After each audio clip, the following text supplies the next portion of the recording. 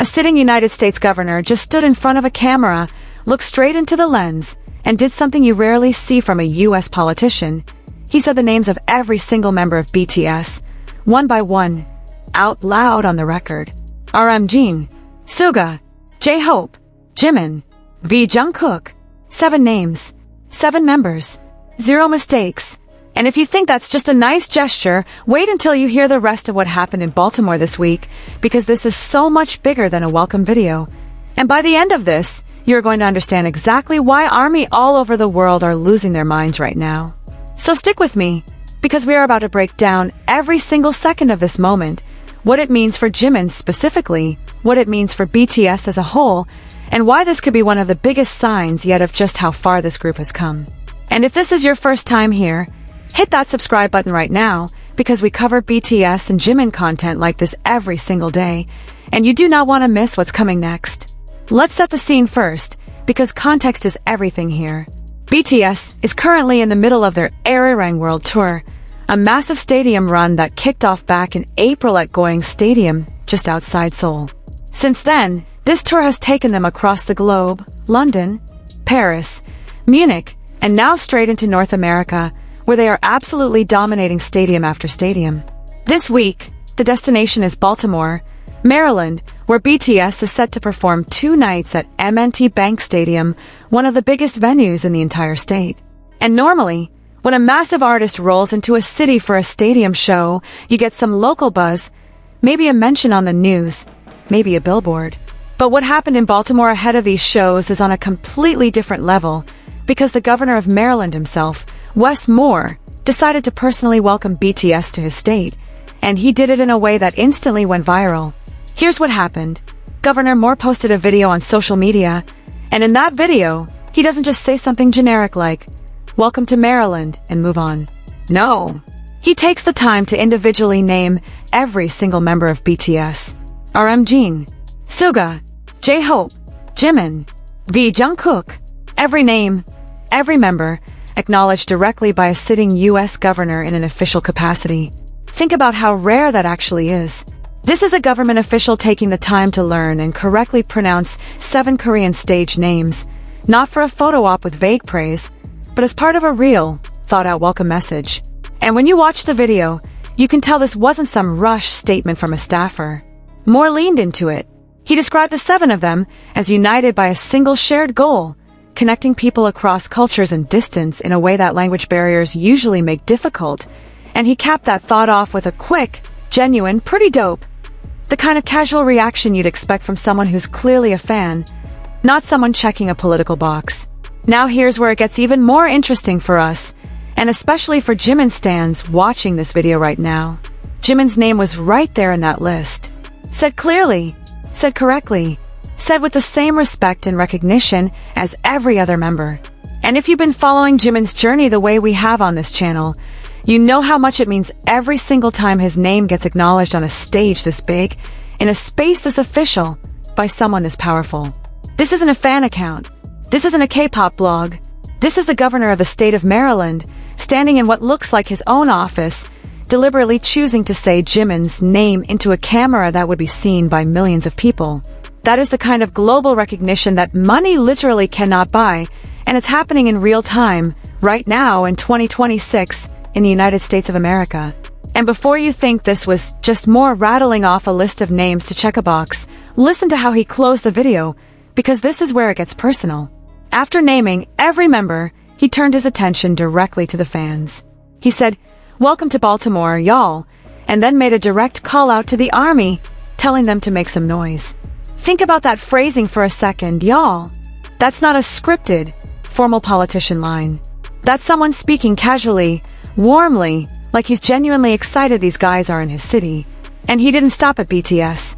He specifically addressed ARMY too, acknowledging the fandom as a real, important part of what's happening in Baltimore this week. That's a governor recognizing that this isn't just 7 Korean singers passing through, it's a global movement, and the people who show up in his state to support them matter too. Now let's talk about why this is landing so hard, because the timing here is everything. This welcome video didn't come out of nowhere. It came right as BTS is preparing for 2 massive nights at M&T Bank Stadium, and the city of Baltimore is already feeling the impact. Fans have been pouring into the city ahead of the shows, filling up hotels, restaurants, and the streets around the stadium. Local news out of Baltimore has been covering the build-up non-stop, talking to fans who travel from all over just to be there. One fan told local reporters she was ready to lose her voice over these shows, that whatever the set list ends up being, it's going to be worth it. That's the kind of energy surrounding this tour stop, and it's exactly why the city and state officials are leaning into it instead of ignoring it. Baltimore's own transportation department has even been putting out public notices about traffic changes, limited parking, and increased foot traffic downtown because of how many people are showing up. When a city's own transit authority is adjusting operations because of a K-pop group's concert, that tells you everything you need to know about the scale we're talking about here. But Baltimore isn't the only place rolling out the red carpet on this leg of the tour, and this is important context because it shows this isn't a one-off moment. It's part of a much bigger pattern. As BTS continues sweeping across North America on this ARIRANG tour, local governments have been stepping up in ways we've genuinely never seen before for this group.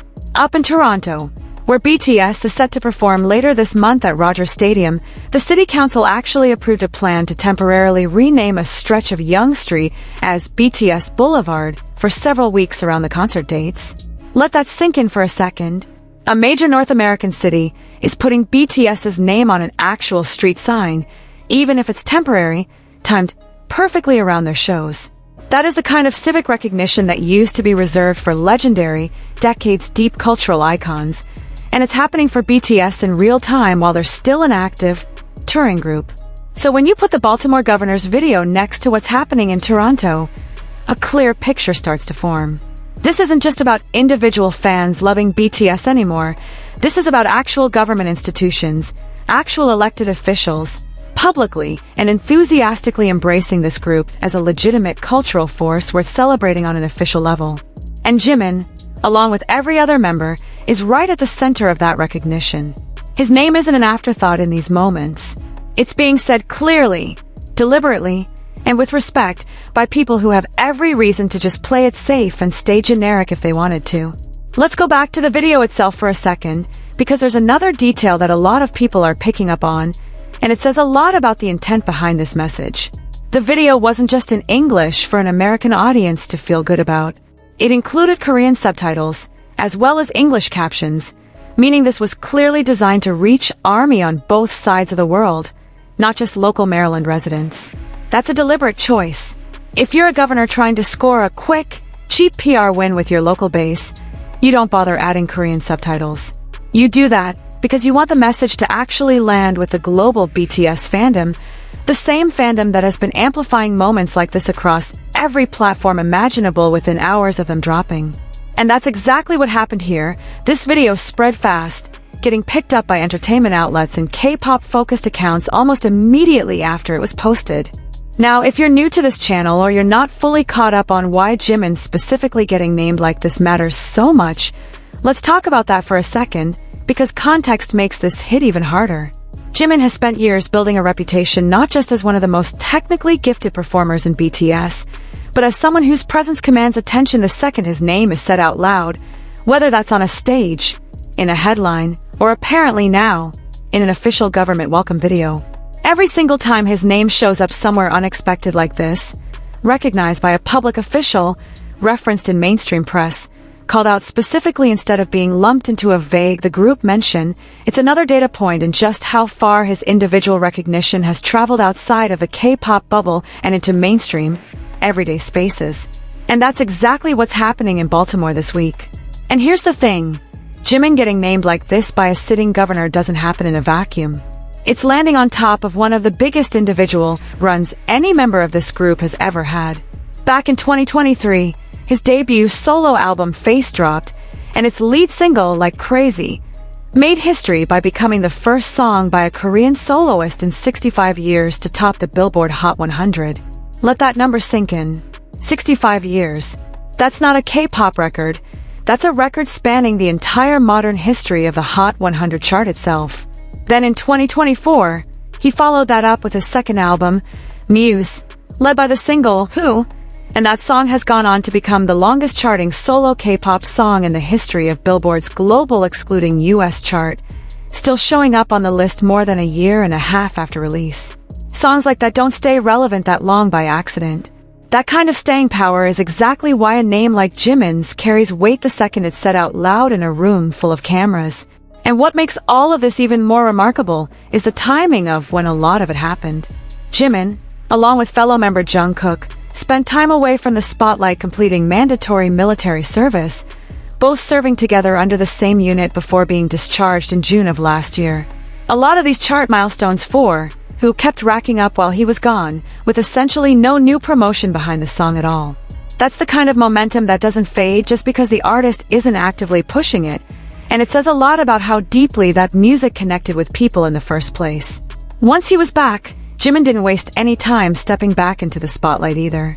In October of last year, he made his first public appearance since finishing his service at Paris Fashion Week, walking as Dior's ambassador for their spring-summer runway show, a role he's held with the luxury house since 2023, becoming the first member of BTS to land a solo global ambassadorship of that scale with a major fashion label. He's carried similar roles with brands like Tiffany & Company as well, the kind of partnerships that put his face and his name in front of audiences who may have never listened to a single BTS song, but now know exactly who he is anyway. So when you connect all of that to what just happened in Baltimore, the picture gets even clearer. This isn't a governor Googling K-pop group visiting my state the morning of a concert and skimming a Wikipedia page for names. This is Jimin's name landing in an official government welcome video during a stretch where his solo catalog is still setting chart records, where his face has been on runways for two of the biggest luxury brands on earth, and where his return from military service was treated as a genuine cultural moment in its own right. All of that context is exactly why this welcome video hit as hard as it did the moment it dropped, and why it kept spreading across fan accounts and entertainment pages within hours of going up. That kind of rapid spread is worth pausing on too, because it tells you something about where this fandom's influence actually sits right now. A video like this doesn't need a massive marketing push behind it to travel. The second a moment like this exists, a US governor saying Jimin's name, saying BTS's name, on the record, army accounts, translation pages, and K-pop news outlets pick it up almost instantly and start pushing it out everywhere, subtitling it, clipping it, breaking down every second of it, exactly like we're doing with you right now. That's not something a PR team can manufacture. That only happens when a fandom is genuinely locked in and paying attention to everything connected to these 7 guys, no matter how small the moment seems on paper. And honestly, this isn't even the first time an American official has stood in front of cameras specifically to recognize this group. Back in 2022, all 7 members were invited to the White House itself, standing at the press briefing podium alongside the press secretary before meeting privately with the president in the Oval Office. That visit centered on a much heavier topic, addressing the rise in anti-Asian hate crimes across the country, and each member took a turn speaking, including Jimin, who talked about how deeply the group had been affected by what Asian American communities were going through at the time. It was a serious, weighty moment, a long way from a lighthearted tour welcome video, but it proved something important, that this group has, more than once, been treated by American officials as a voice worth putting a microphone in front of, not just a touring act worth a polite mention. So when you connect that history to what Governor Moore just did in Baltimore, this Baltimore video doesn't look like a random, isolated gesture from one enthusiastic governor.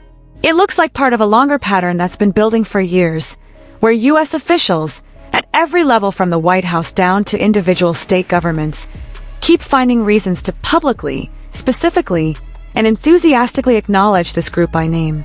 And every single time that happens, Jimin is right there in the middle of it, whether it's a serious policy conversation in Washington or a fired-up welcome video ahead of a sold-out stadium show.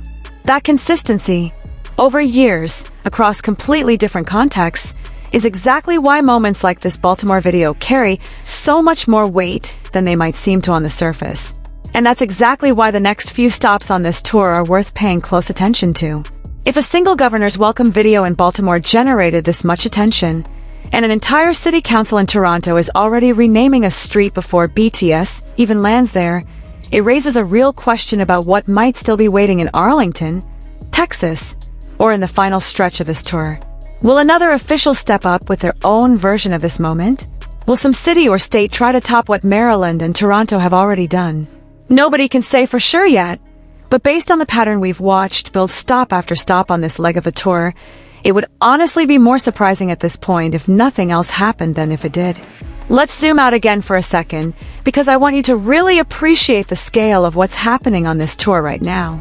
BTS started this ARIRANG World Tour back in April in Goyang, just outside Seoul, and since then they've played major cities across Europe, hitting London, Paris, and Munich before making their way into North America. After wrapping up in Baltimore this week, they're heading straight to AT&T Stadium in Arlington, Texas, for 2 more massive stadium shows, before closing out this leg of the tour up in Toronto at Rogers Stadium, the same city that's literally renaming a street in their honor. That's not a small tour. That's a full-scale, stadium-level, multi-country world tour that is generating this level of official government recognition at nearly every stop. And if Baltimore and Toronto are already doing this much, it makes you wonder what's waiting for them in Arlington, and honestly, what's still ahead as this tour continues rolling through the rest of the year. Now here's something worth sitting with for a second, because I think it gets lost in the excitement of clips like this.